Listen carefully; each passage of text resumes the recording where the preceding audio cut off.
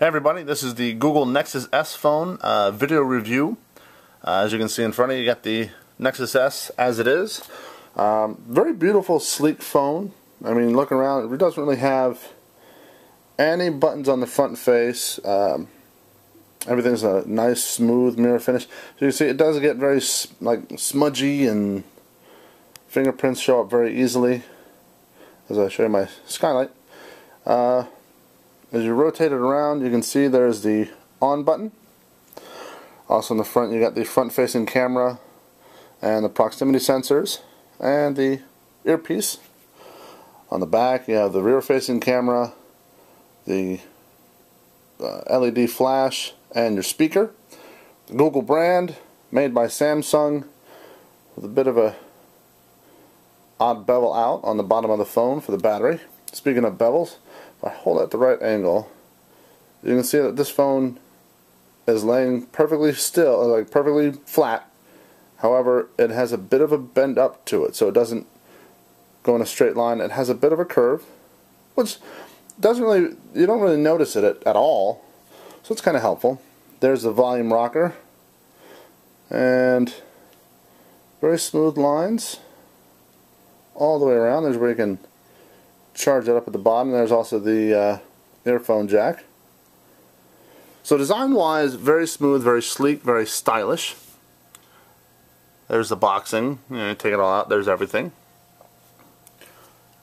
There's your wall charger, micro USB connector, your booklets, and the headphones. I put these headphones on, and compared to my my usual headphones that I wear, these cancel out any background noise, everything. It's beautiful earphones. So way to go, Samsung, on that. So pretty much the best thing I like about this phone, besides the graphics, everything looks stunning and beautiful, and you know, everything Google does is phenomenal. You know, very basic, running the latest version of Android. You know, you have your apps, standard, the home key. Now, you see on the bottom, there's the the return key, the index, search, the home. Those really don't show up until you turn it on. And as I missed the one best part that I love about this thing, it's like an old TV set. Turn it off, boop. It's like an old TV. Love it. So like I said, the bottom buttons, they turn back on when you bring the power on. Swipe across to unlock. And you have your usual Google search bar. You have the YouTube searching, so it's like right up top. You can go boop, and you can pop in YouTube. I'm not going to accept service. You got your sporting news plus your weather right up top. Go this way, you can go to the market. And it's become kind of standard for a lot of phones I'm seeing is like this little home row key, which you got your Wi-Fi, your Bluetooth, GPS, refresh, brightness. The one thing I find funny, turn the Wi-Fi back on. See if I can get an up close view. If I can't.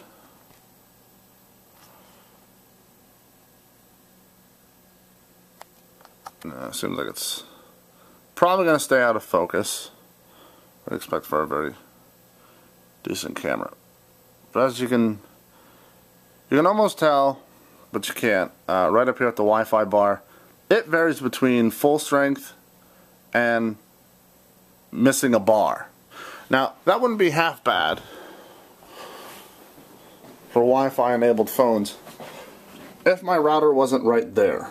It's literally right there, and every once in a while you'll lose a bar. But, you know, besides that, the phone's beautiful, works very well. Just read about my review, and we can go into a little bit more detail. Video taking, camera, everything on this thing runs smooth. I'm going to go to the camera option. So as you can see, right down the bottom, you can take a picture switch it from picture to video, and it stores the last known picture that you took. So all in all, I mean, just switch from picture to video with a swipe, and next thing you know, you're taking video. Ooh.